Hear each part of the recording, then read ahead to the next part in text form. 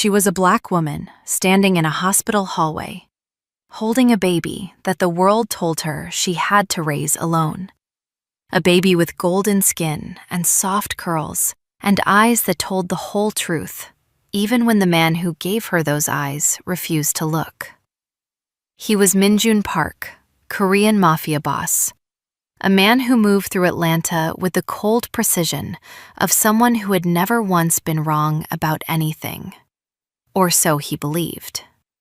Tailored suit, dragon tattoo climbing his neck, an empire built on silence and calculation, a man who controlled everything. Everything except the truth. The night she told him she was pregnant, he looked at her. This woman who had loved him completely, who had asked for nothing except honesty. And he said 6 words that shattered everything between them. She's not mine. He didn't ask, he didn't wait. He decided, alone, in the dark of his own shame. And he walked away from a woman who would have stayed, and a daughter who carried his eyes, his blood, and his face, and never knew her father. But what he didn't know, what he couldn't have known as he built walls around his guilt, was that the truth doesn't disappear because a powerful man refuses to see it. It waits. And one photograph, sent by someone who loved them both, was about to change everything.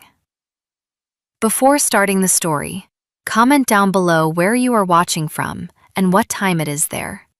If stories of karma, love, and hidden truths move you, leave a like, be sure to subscribe to the channel, and click join to become a member and help our channel. There are moments in a person's life that arrive without fanfare. No thunder, no warning. Just a hallway, fluorescent lights humming overhead, the distant sound of a monitor beeping somewhere down the corridor, and a woman standing still in the middle of all of it, holding a child against her chest, as though the weight of that small body was the only thing keeping her upright. Renee Caldwell had learned, somewhere in the years between nursing school and the night everything fell apart, that the body absorbs what the mind refuses to process. She had seen it in patients, the way grief settled into the shoulders, curved the spine, put shadows beneath the eyes that no amount of sleep could fix. She had documented it in charts, noted it in handoffs, whispered about it with colleagues in the break room. And now she understood it from the inside, because she was carrying it herself, and had been carrying it for 6 months. And the weight had become so familiar, she sometimes forgot it was there until something small, a song, a smell, the particular angle of afternoon light through a hospital window, brought it roaring back. Hana was 6 months old. She slept now against Renee's shoulder, one small fist curled beneath her chin, lips slightly parted, her breath warm and even. She was, by any measure, a perfect child. Round cheeks the color of warm honey, soft curls that spiraled away from her temples in a dozen different directions every morning, impossible to tame, inexplicably beautiful. And her eyes, when she opened them, which she would in a moment, roused by the change in light as Renee turned toward the window. Her eyes were the kind of thing that stopped people in their tracks. Almond-shaped, deeply set, with a fold at the inner corner so precise, so specifically architectural, that anyone who had ever looked closely at Min Park would have recognized it immediately. Renee had recognized it. She had recognized it from the first week, and it had broken her heart in a way she didn't have the language for. Because how do you grieve the fact that your daughter carries the face of the man who looked at her and said she wasn't his? She turned from the window. The hallway stretched before her, empty for a moment, the way hospital hallways sometimes go quiet between the storms of need. She had 40 minutes before her next shift began. She had come in early not because she needed the overtime, though she did, but because the apartment felt too large in the mornings, too quiet in the particular way that empty spaces feel when you are used to a presence that is no longer there. It was better to be here, where the sounds were clinical and purposeful, where there was always something that needed doing, where she could press her competence against the day like a shield. She had been doing that for 6 months. She intended to keep doing it indefinitely. What Renee did not know, could not have known, standing there in that hallway with her daughter sleeping against her shoulder, was that 1,800 miles away, in a hotel room in Las Vegas, where Minjun Park had spent the last 4 days attending a conference he had manufactured excuses to attend, her name had appeared on a screen he was staring at. Not a message, not a call. A photograph, sent without warning by his younger sister, Daun, who had always loved Renee and had never forgiven her brother for what he'd done, even if she had never said so directly to his face. The photograph was simple. It showed a baby lying on a cream-colored blanket, arms stretched wide in that particular pose of infant abandon, face turned slightly toward the light. And her eyes were open. And even in the photograph, even reduced to pixels on a phone screen, even without the warmth and dimension of real life, they were unmistakably, undeniably his. Minjun Park had stared at that photograph for 11 minutes without moving. He knew this because the screen had gone dark twice and he had unlocked it again, needing to look, needing to confirm what he was seeing, needing to understand why the shape of those eyes was tearing something open in his chest that he had spent 6 months carefully, methodically sealing shut. He was not a man who unraveled. He had built an entire identity on the opposite principle. He was Minjun Park. He was 36 years old. He had built something from almost nothing, had taken the infrastructure of his father's small import operation and transformed it into something that moved across 4 states and generated numbers that his accountants sometimes had to explain to him twice. Not because he didn't understand finance, but because even he occasionally found the scale of it difficult to absorb. He had done all of this with patience and precision, and the particular kind of cold clarity that comes from learning very young that emotion is a liability. He had learned that lesson in Seoul at 14, watching his father lose everything in a week because he had trusted someone he loved. He had carried that lesson to Atlanta, had repeated it to himself like a scripture, had built it into the architecture of every decision he made. And for 22 years, it had served him. Until Renee. She had arrived in his life at an angle he hadn't anticipated. He had attended that health conference as a public relations gesture. His legal team had suggested more visible philanthropy, something to soften the profile. And a significant donation to community health clinics had seemed clean and manageable. He had not expected to sit down next to a woman in navy scrubs who was eating a granola bar with the focused efficiency of someone who had exactly 12 minutes for lunch, who had glanced at him once, assessed him completely, and returned to her granola bar without visible interest.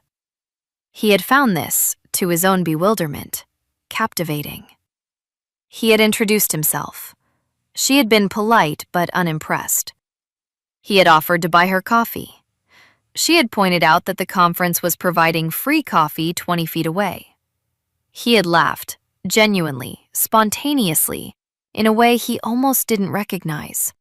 And she had looked at him with slightly raised eyebrows, as if recalculating, and said, "Okay, 1 coffee, 20 minutes. He had stayed for 3 hours. She had let him. That was 2.5 years before the hallway. Before Hannah. Before the 6 words that had ended everything. The relationship that grew between them was not the kind that announces itself loudly. It was quiet and specific and built on small things. The way she argued with him about policy and never backed down when he pushed back. The way she fell asleep watching documentaries and woke up knowing exactly where the narrator had left off. The way she looked at him sometimes, in unguarded moments, as if she was trying to see past the version of himself he showed the world, and finding that she could. He had told her things he had told no one. Not all things. There were rooms in him that remained locked, but more than he had intended to share with anyone. More than was safe. He had known, somewhere beneath the precision of his thinking, that this was dangerous. He had known, and he had continued anyway, because for the first time in 22 years, something felt more important than the principle his father's ruin had taught him. And then the diagnosis. He had gone to the doctor for something unrelated, a routine check, the kind his physician nagged him about annually. The results had come back with a footnote, a genetic marker, something the doctor had explained in careful, measured language that Min-jun had translated, in the silence of his own head, into a single, devastating sentence. You may not be able to father children. The probability, the doctor said, was low but significant. The condition was manageable but permanent. Min-jun had sat in that office and heard nothing after that sentence. He had nodded at appropriate intervals. He had taken the information packet the doctor extended toward him. He had driven home alone, in the particular silence of a man who has just been told that something he did not know he wanted has been taken from him. He had said nothing to Renee. Not that day. Not the following week, when she had called twice and he had answered briefly, with excuses. Not the week after, when he had disappeared entirely, going north to New York on business that could have waited, telling himself he needed time to think. Knowing the truth was that he did not know how to tell her something that made him feel, for the first time in his adult life, like less.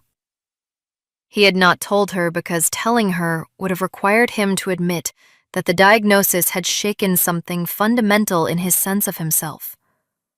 And Min-jun Park did not admit to being shaken. So when he returned, 3 weeks later, and she had met him at the door with eyes that said she had rehearsed this conversation and news that rearranged everything. When she had taken his hand and told him, carefully, with the particular precision of a woman who has thought very hard about how to say a thing. When she had said she was pregnant. He had heard it through the filter of everything he had not told her. And the math he did, in the silence that followed, was the wrong math. It was the math of a man who had been told he probably couldn't, who had taken probably and made it certainly, who had taken a medical footnote and built a verdict from it. It was the math of a man who was afraid and ashamed and too proud to say either of those things out loud.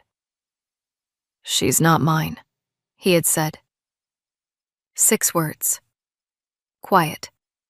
Certain. Final. And little did he know, could not have known, standing there in the doorway of the life he was dismantling with his own hands, that he was about to spend the next 6 months living inside the most catastrophic miscalculation of his life. Not a business error, not a strategic failure, something far simpler and far more devastating than that. He had looked at the truth and called it a lie. And in a hotel room in Las Vegas, staring at a photograph of a baby's eyes, the first crack appeared in everything he had so carefully built to keep that truth out. The crack did not widen immediately. That was not how it worked with men like Min-jun Park. With men like him, the crack appeared, was noted, was filed away behind the eyes where no one could see it, and the surface was smoothed back over with the practiced efficiency of someone who had spent decades maintaining a facade that the world had come to accept as the actual face. He pocketed the phone. He stood up from the edge of the hotel bed. He walked to the window and looked out over the Las Vegas skyline, all that manufactured light against the desert dark. All that noise designed to convince people that something meaningful was happening. And he breathed in through his nose and out through his mouth, the way his grandfather had taught him to do when he was 7 years old and had scraped his knee badly enough to warrant tears. His grandfather had said, "You feel it, and then you put it somewhere, and then you move." He had been doing that for 29 years. He told himself he was doing it now. He ordered room service he did not eat. He attended the final conference session the next morning with his expression arranged in its customary configuration, attentive, measured, slightly remote in the way that powerful people often are, as though their thoughts are perpetually occupied with something more important than the room they are currently in. His associates noticed nothing. His attorney, who had flown in for the afternoon meetings, remarked that he seemed quiet, and Min Jun said he had not slept well, which was true, and the subject was closed. He flew back to Atlanta on a Thursday evening, and by Friday morning, he was in the office above the bistro, working through the week's numbers with the same focused attention he brought to everything. The office was clean and spare. A desk of pale ash wood, 2 chairs for visitors, a single painting on the wall that his mother had chosen, a landscape of the coast near Busan where she had grown up. He had never been particularly sentimental about the painting. He kept it because she had chosen it, and because in the years since she had passed, keeping the things she had chosen felt like the closest thing to a conversation he could still have with her. He did not look at his phone. He did not open Daeun's message again. He told himself this was because he had processed it sufficiently and reached no new conclusions, which was the kind of thing he was very good at telling himself. What he was less good at, what he had never been good at, though he would not have admitted this to anyone, was sitting still with something unresolved. He could defer. He could postpone. He could build elaborate structures of productivity around the thing he was not dealing with, and work inside those structures with genuine focus, and convince himself that the deferral was a choice rather than an avoidance. He had been doing this with the question of Hana for 6 months. He had been doing it with particular intensity for the 4 days since Daeun's photograph had arrived. And he was still doing it on Friday morning. And he was still doing it Friday afternoon. And it was not until Friday evening, when the bistro below him filled with the sounds of dinner service and the smell of doenjang jjigae drifted up through the vents and caught him completely off guard with a memory.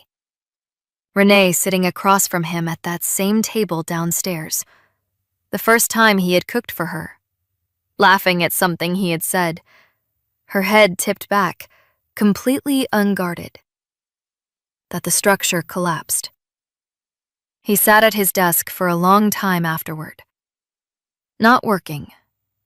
Just sitting. Little did the staff moving through the bistro below know that the man in the office above them, the man they regarded with a mixture of respect and careful distance, was sitting in the dark with his hands flat on the desk in front of him, doing the thing he had not allowed himself to do in 6 months. Actually thinking about Renee Caldwell. Not the version of her he had constructed after the fact, the version that made his decision make sense, the version where her announcement had been a betrayal and his response had been a necessary correction. The real version. The one who had eaten a granola bar with focused efficiency and let him stay for 3 hours. The one who had argued with him about healthcare policy at 11 o'clock at night, lying on her stomach across his bed with her laptop open, refusing to concede a point she believed in, even when he could see that she knew it would go easier if she did. The one who had told him, very quietly, on the night they had talked about his father for the first time, that she thought he carried other people's failures as though they were his own, and that she wanted him to stop. He had said, "I don't know how." She had said, "I know. I'm not asking you to know how. I'm just asking you to know that I see it." No one had ever said that to him. He had not known what to do with it. He had filed it away behind his eyes, in the place where things went that he didn't know how to process. And he had said something deflecting, and she had let him, and they had both understood that something real had just happened in the space between the deflection and the letting go. He had been in love with her. He understood this now, in the dark office above the bistro, with more clarity than he had allowed himself since the night he had sent her away. He had been in love with her, and he had been afraid of it. And when the moment came, when the pregnancy arrived and the diagnosis told him what he had already convinced himself was true, he had used the fear and the shame as weapons against the love, because destroying the thing was easier than admitting he didn't know how to keep it. He picked up his phone. He sat with it for a very long time. He did not call her. He was not ready for what her voice would do to him. He was not ready for the silence that would follow if she didn't answer. He was not ready for the particular kind of pain that comes from hearing someone speak to you in the tone they use for people they have finished grieving. He had heard that tone in his own voice often enough to know what it felt like from the outside. And he was not ready. What he did instead was call Daoun. She answered on the second ring, which meant she had been expecting him, or at least hoping. She said his name in the particular way she'd had since she was a child, flattening the syllable slightly, so it came out softer than the formal pronunciation. And the familiarity of it did something to him that he was barely able to contain. "Why did you send that?" he said. "Because you needed to see it." "Daoun." "Oppa." Her voice was quiet, but not gentle. It had an edge to it that she had not always possessed, that she had grown into over the past 6 months. An edge that told him she had been angry at him for a long time and had decided, apparently, that the time for softness was over. "I watched what you did to her. I was there when she came to pick up her things, and she didn't cry. Not once. Not in front of me. And I know what that means. That doesn't mean it didn't break her. That means she was too dignified to fall apart in your apartment." He said nothing. "The baby has your eyes," Daoun said. "She has your eyes and grandmother's nose, and the way she holds her hands when she's thinking about something, she holds them exactly the way you do. I noticed it when she was 3 weeks old, and I didn't say anything because I didn't know what to say.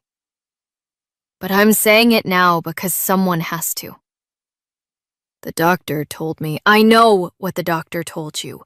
You told me at the time. I also know that you took one piece of information and turned it into a certainty, and used that certainty to hurt someone who never hurt you." A pause. Then, more quietly, "You were scared. I understand that. But Renee didn't do anything wrong. And Hannah is 6 months old, and she doesn't have a father.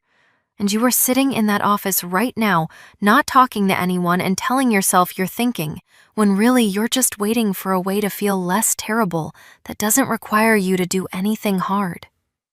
The accuracy of this was so precise that it landed like a physical thing. "What do you want me to do?" he said. And he heard, to his own humiliation, that his voice had changed, that something beneath the control had shifted. "I want you to find out the truth," she said. Actually find out. Not assume. Not calculate.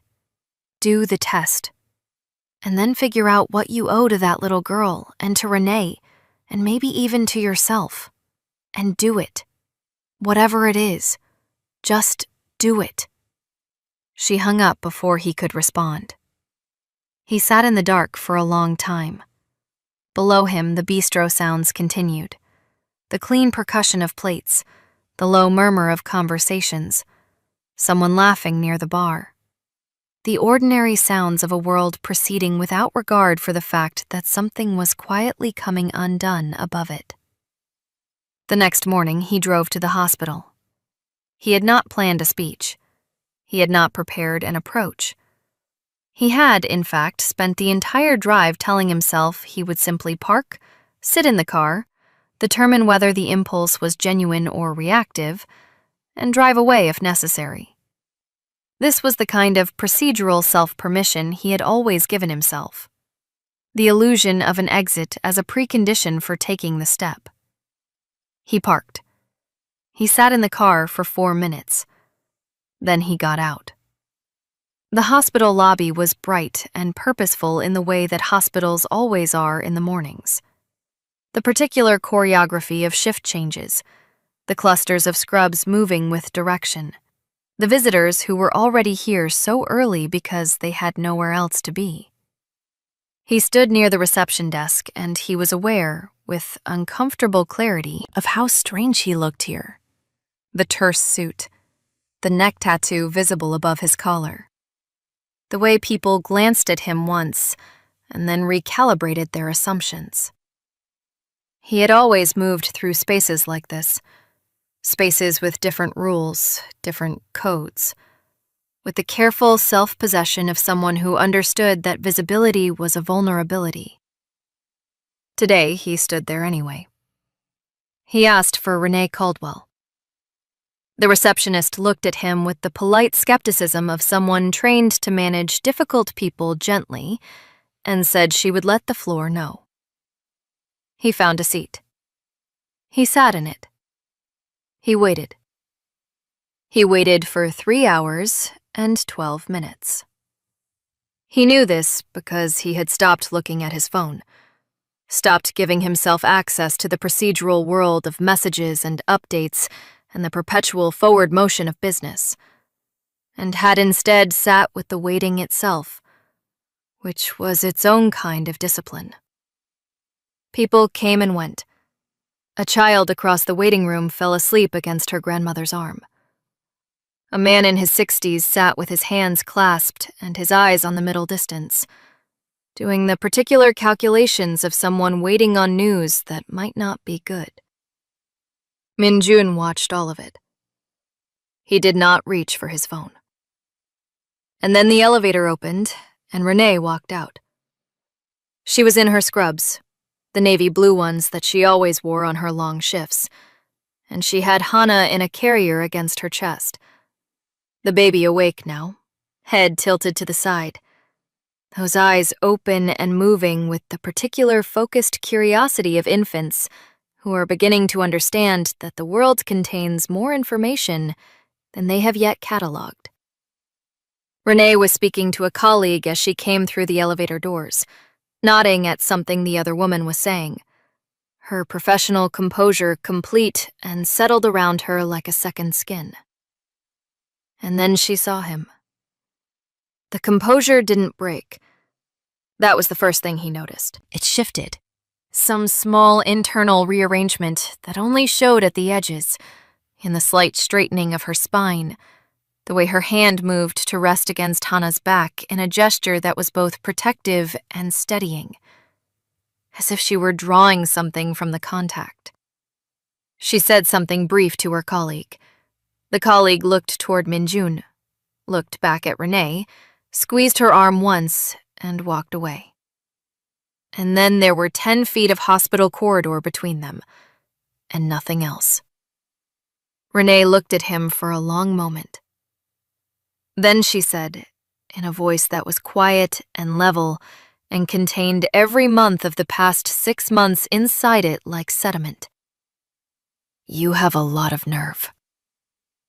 And Minjun Park, who had built an empire on the principle that he was always the most certain person in the room, had no answer for that. Because she was right.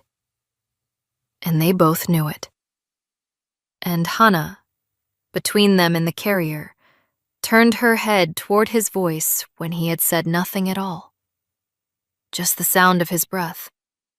Just the particular frequency of his presence in the air.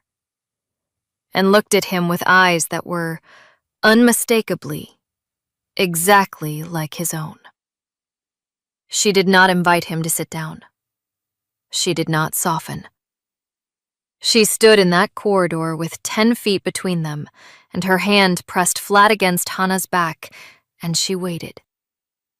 Because she had learned it the hard way in the months since he had said those 6 words and closed the door behind him, that she did not owe anyone her comfort.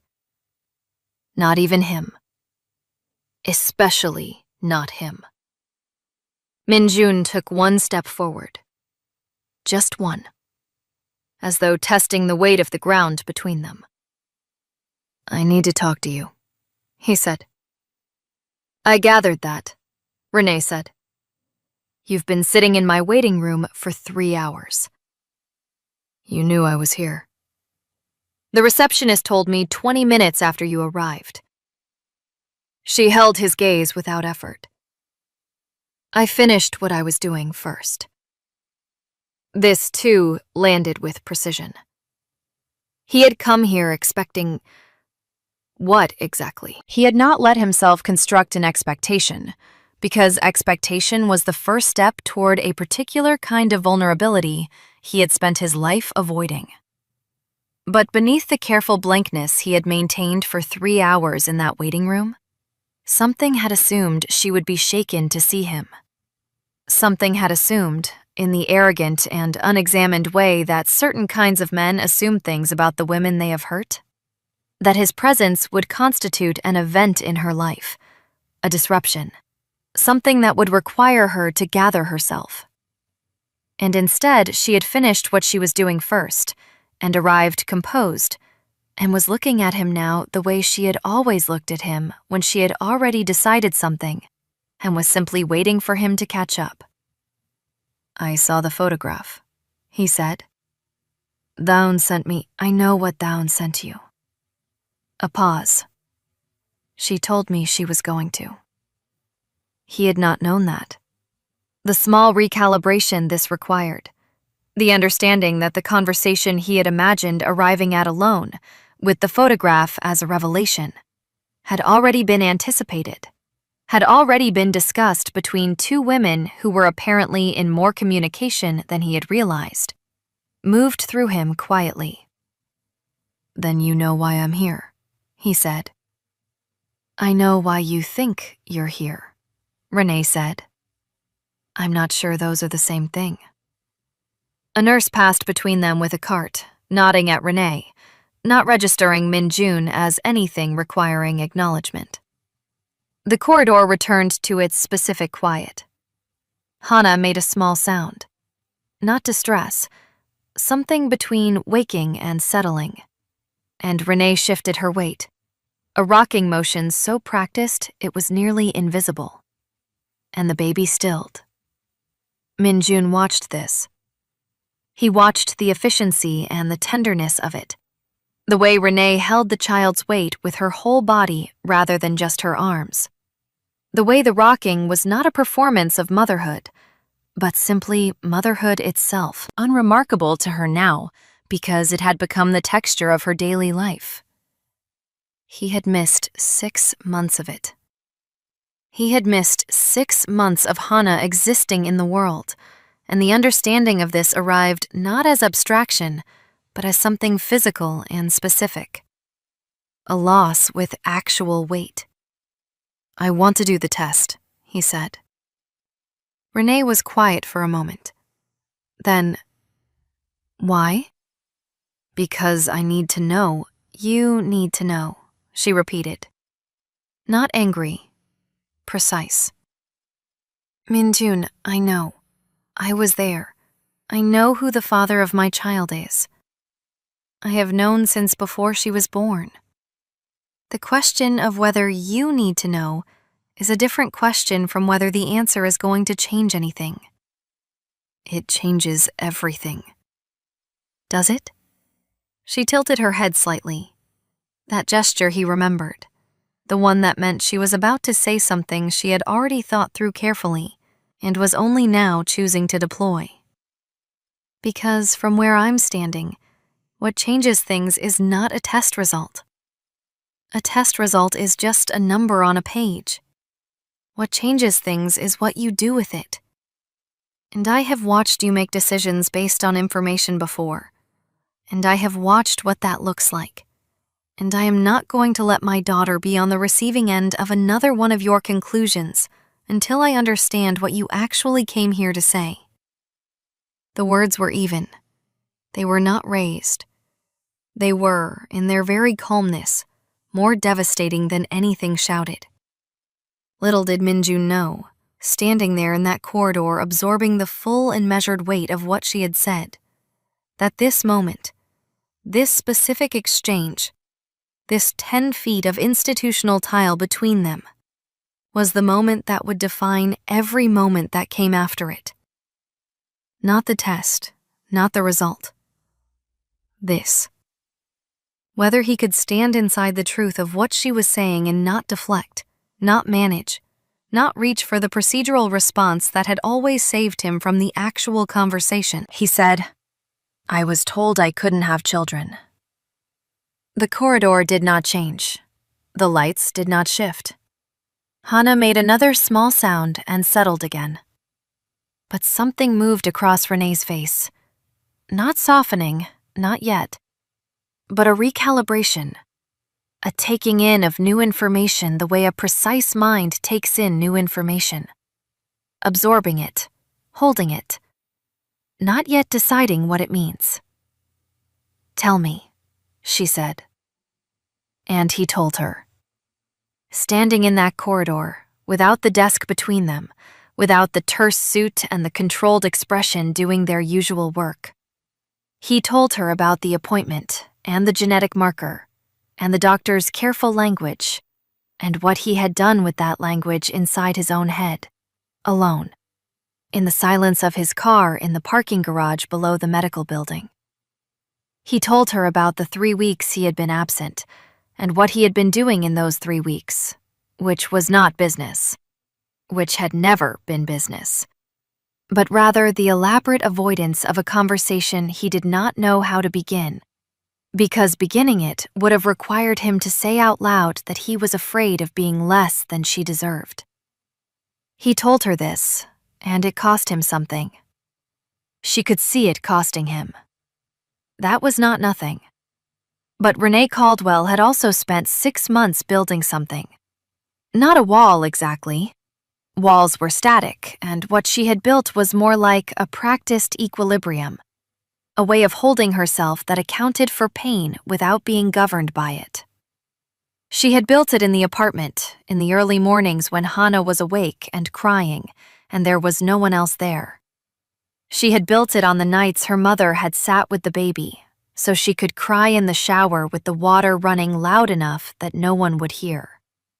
She had built it in the hospital corridors, and the break room, and the drive home, and the long stretch of every evening that she navigated alone. And it had become real and structural and load-bearing. And she was not going to dismantle it for a confession in a hallway, no matter how much it cost him to make it. "Why didn't you tell me?" she said. "When you got the diagnosis, why didn't you just tell me?" He was quiet for a moment, then, "Because I didn't know what you would do with it."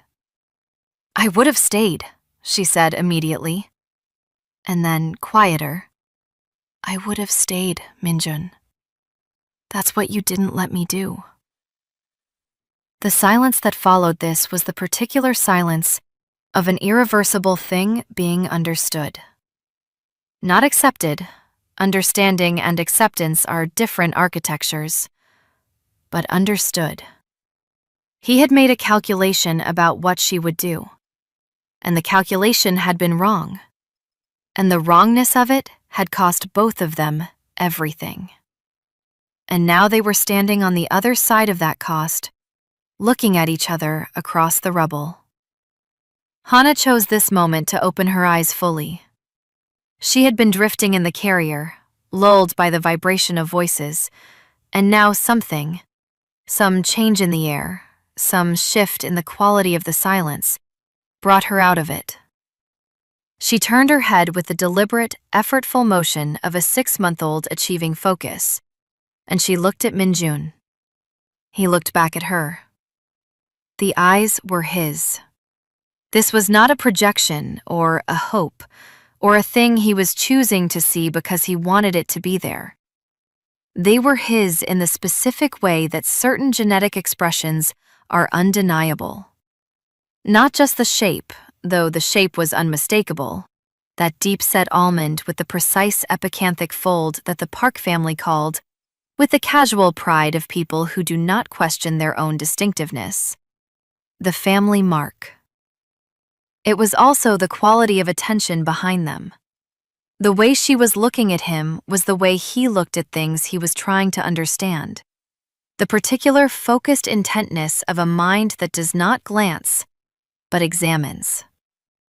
He had never believed in the things people said about recognizing blood. He had always thought it was sentiment masquerading as intuition. He believed it now.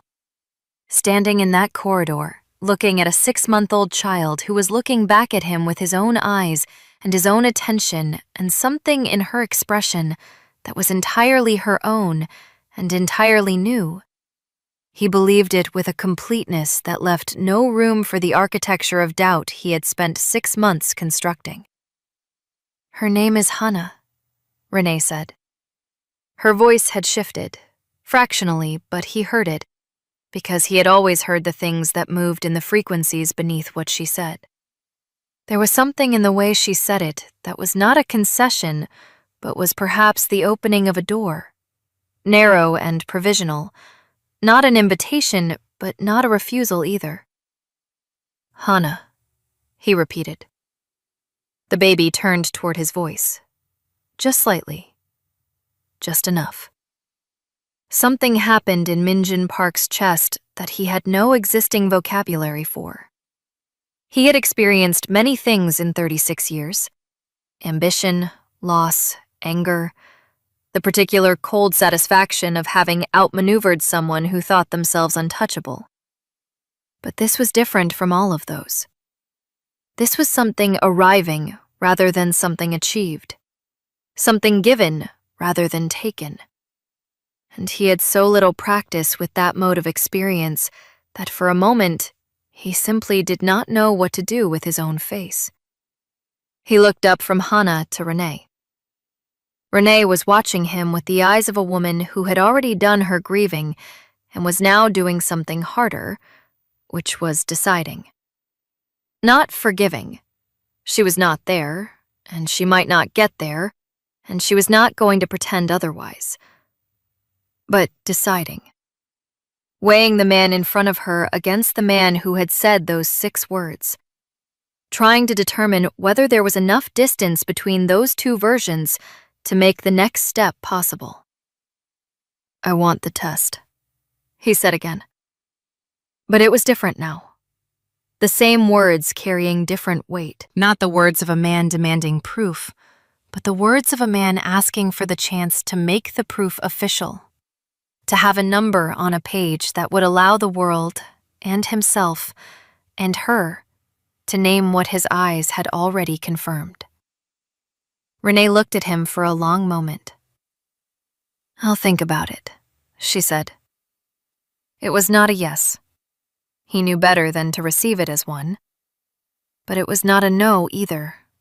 And a no was what he had deserved, and they both understood that the gap between what he deserved and what she was offering was a measure of something. Her generosity, her pragmatism, the fact that Hannah existed in the world and would one day ask questions that deserved answers. He nodded. Once. I'm still in the building on Peachtree, he said. The same number. I know where you are, she said. Of course she did. He nodded again. He looked at Hana one more time. Those eyes, still tracking him with their precise and unhurried attention. And then he turned and walked back toward the elevator, because staying longer would have been asking for more than she had offered. And for once in his life, he was going to take exactly what was given and not reach for the rest. He was halfway across the lobby when he heard her voice behind him. Not calling.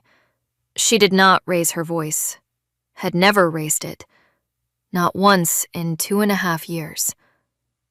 But carrying, in the particular way that some voices carry without effort. Minjun.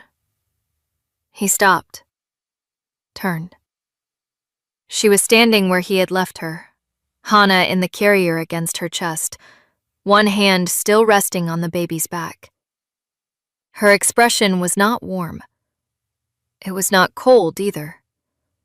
It was the expression of a woman who has made a decision she is not entirely certain about, and has made it anyway. Because certainty is a luxury that responsible people cannot always afford. The DNA clinic on Piedmont, she said. Saturday morning, 9 o'clock.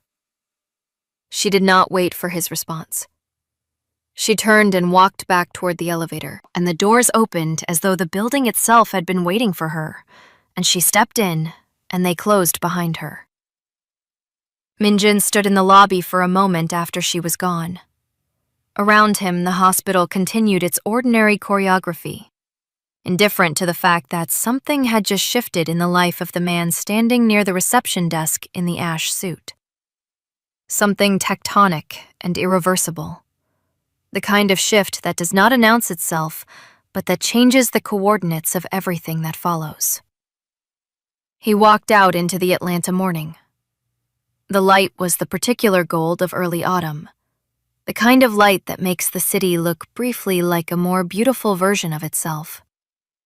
He stood on the sidewalk and breathed it in.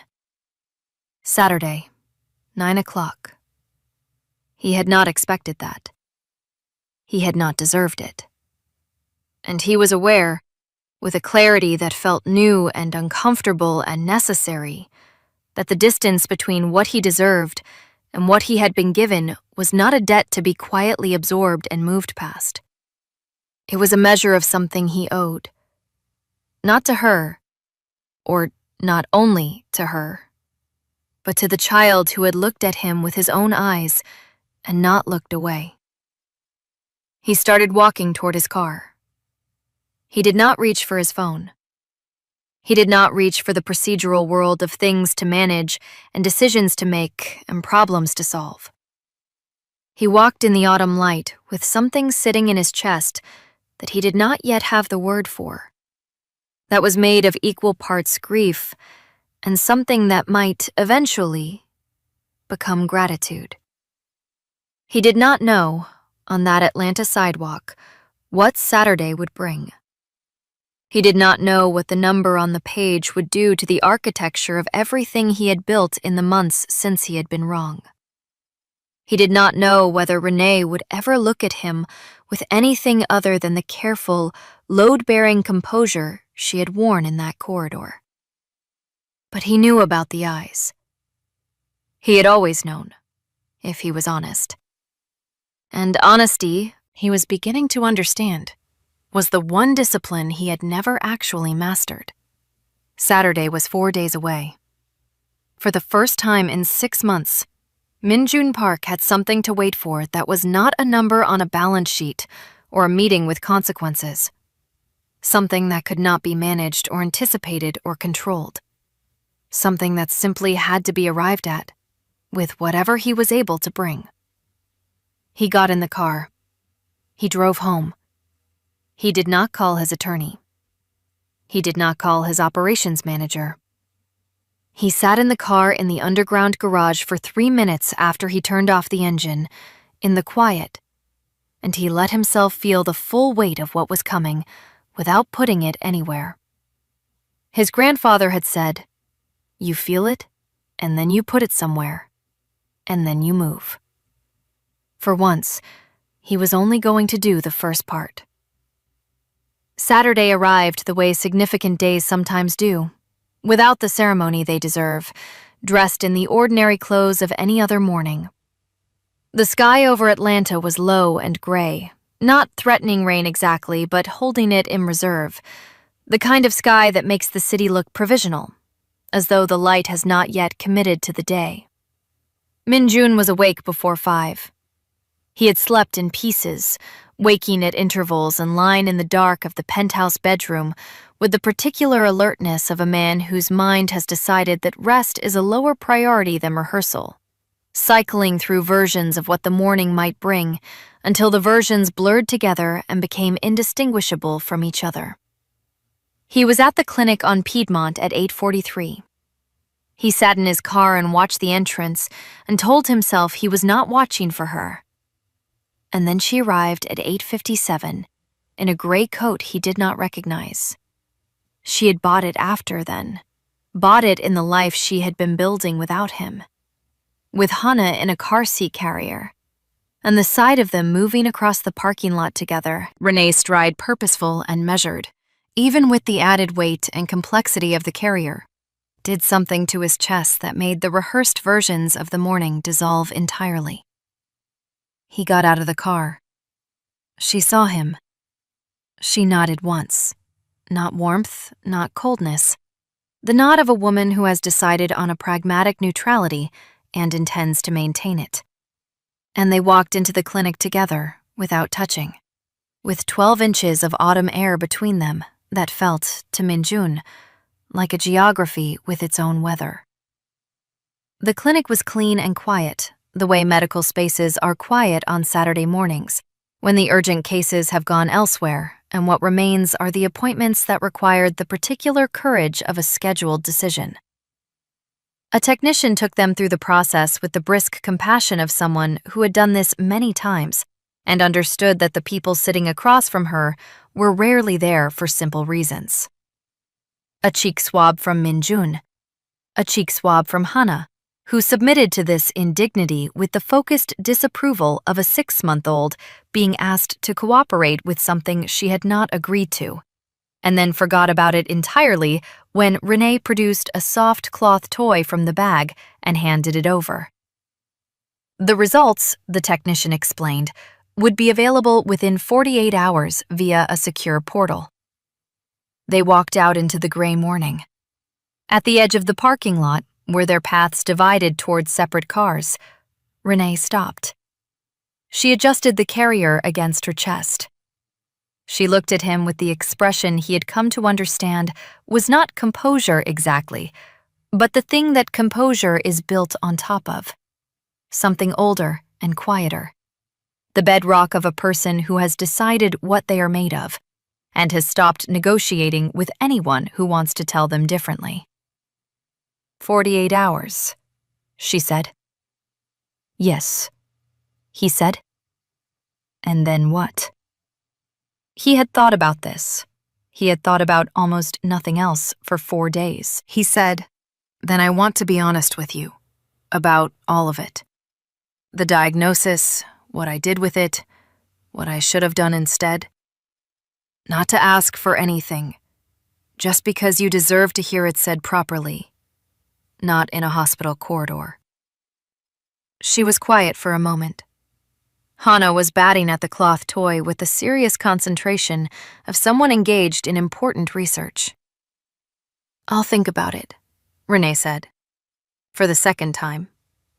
And he understood, as he had the first time, that this was not a deflection, that thinking about it was the actual answer, that she was not going to perform a certainty she did not have, and that this, too, was a form of the honesty he had told her she deserved. He nodded. She turned and walked to her car. He watched her go, and then he went to his, and he sat in it for a while before starting the engine. doing the first part of what his grandfather had taught him, and, for once, not rushing to the second. The 48 hours passed with the specific slowness of time that is being monitored. Minjun worked. He ate. He slept in pieces again. He called Daeun on Sunday evening, and she answered and said nothing for a moment, and then said, "How did it go?" And he said, "We did the test." And she said, "Good." And he said, "She looked at me in the parking lot," meaning Hana.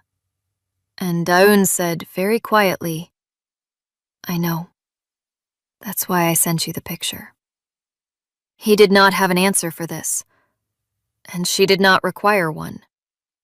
And they stayed on the phone for a while in the particular silence of two people who have said the important things and are simply keeping each other company in what comes after. The portal notification arrived Monday morning at 7:14. He was already awake. He was already dressed. He was sitting at the pale ash desk with a coffee that had gone cold beside him. And when the notification appeared on his phone, he looked at it for a long time without opening it, because there was a version of this moment. A version where the number on the page said something other than what his eyes and his chest and Daeun's voice and every piece of intelligence he actually trusted had already told him. And he needed a moment to decide whether he was the kind of man who could receive that version with integrity. He decided he was, or that he was going to try to be. He opened the portal. Probability of paternity, 99.998%. He read it twice. Not because there was ambiguity, there was none, but because the number deserved to be looked at properly, deserved the full weight of his attention, deserved to be received rather than processed. He was Hana's father. He had been Hana's father since before she was born, since the moment of her beginning. And he had spent 6 months on the other side of a door he had closed with his own hands, and the number on the screen was not a revelation so much as a confirmation of what the cost of that had been.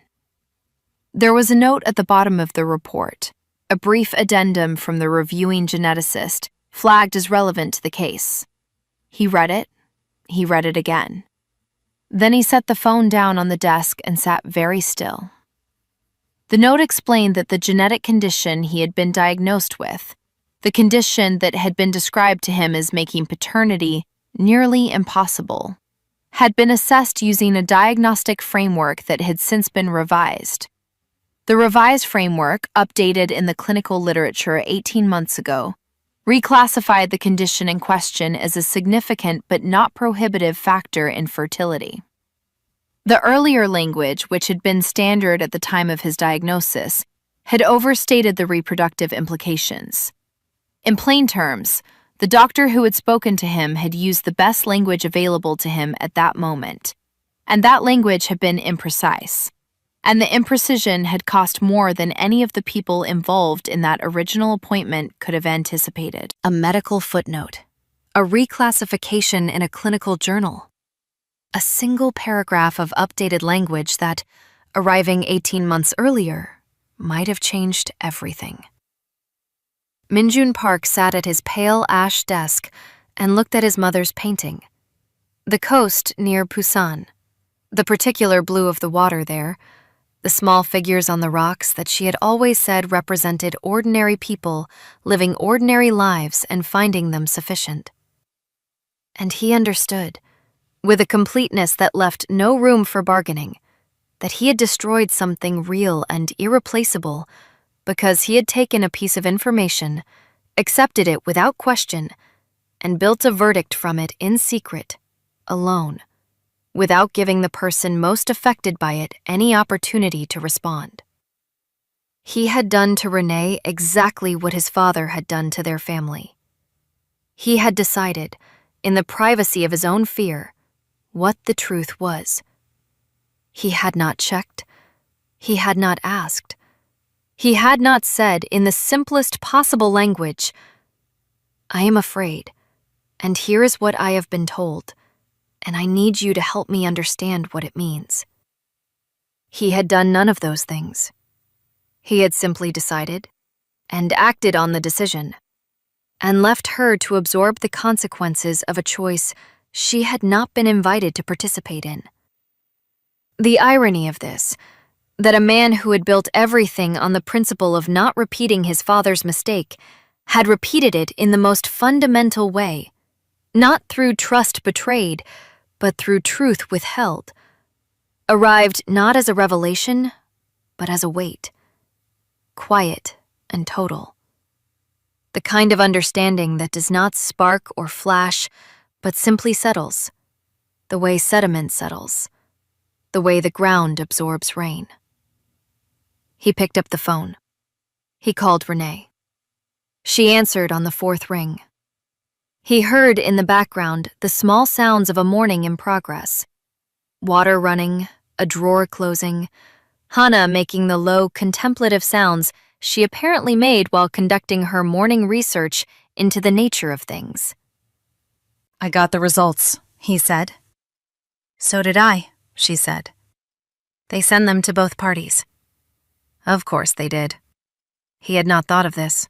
She had been looking at the same number since... He checked the timestamp. 7:14. The same 48 hours. The same morning. "The geneticist's note," he said. I read it. A pause. He could hear her breathing. He could hear Hannah in the background, the small, serious sounds of her.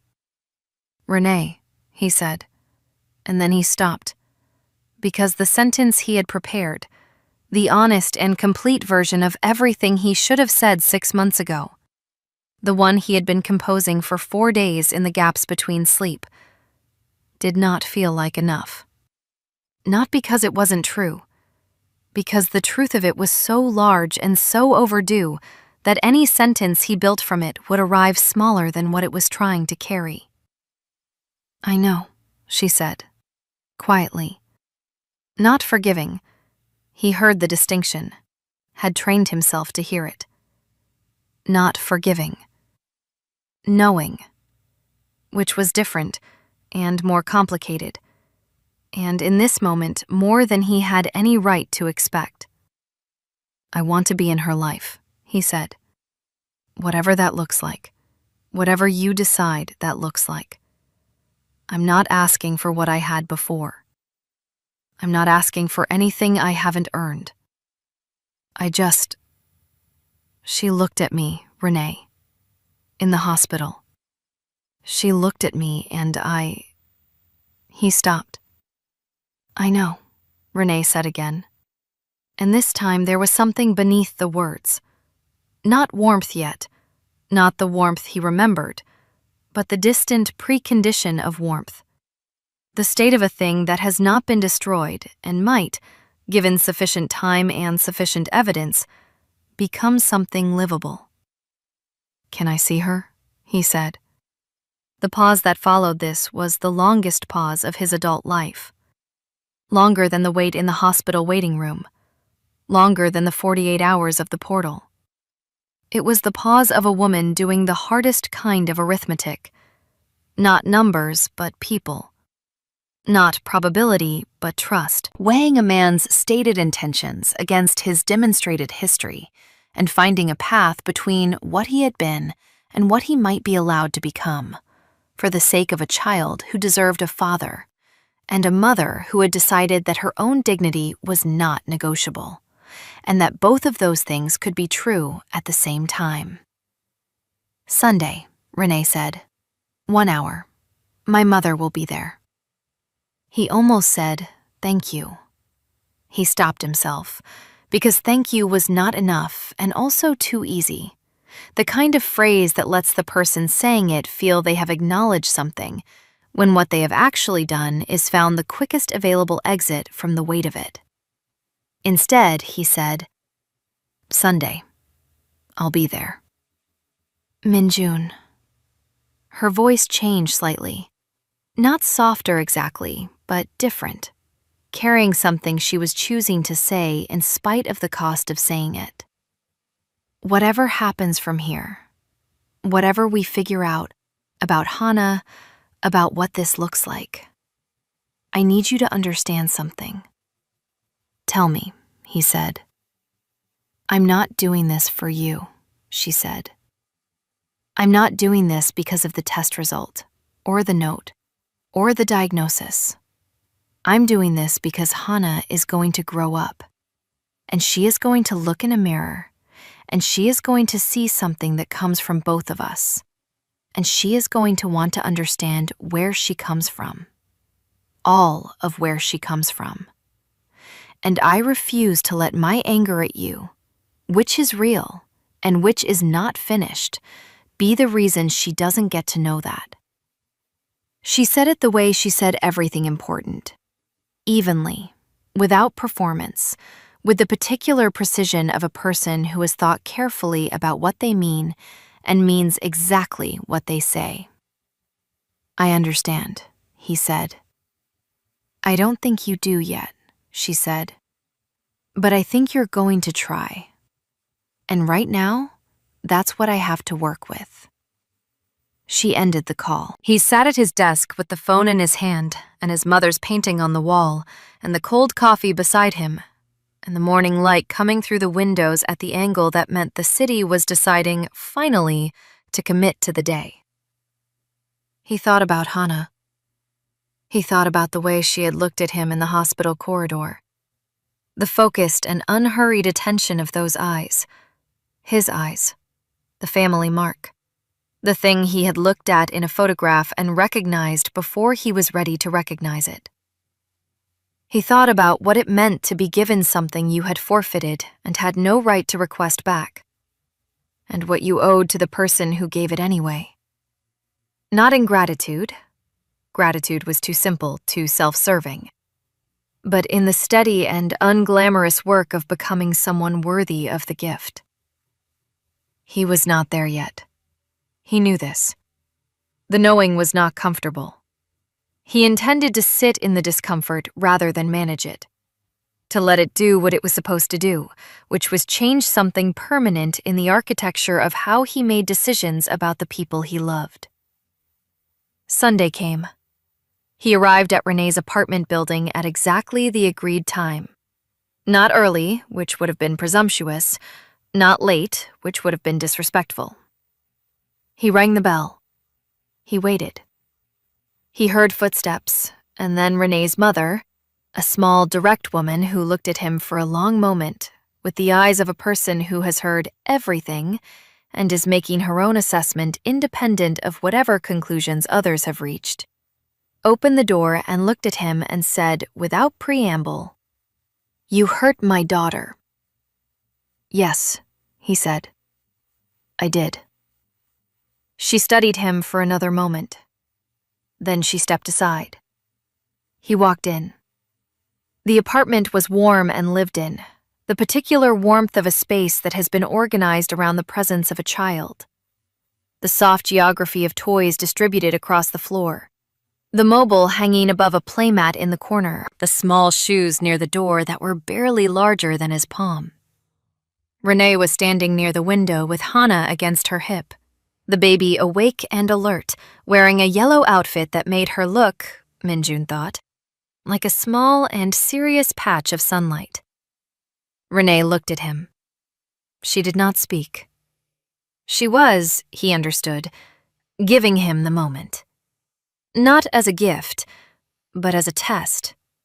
Or perhaps not a test, but simply the reality of it, which was that this was what he had asked for, and now it was here, and what happened next was on him.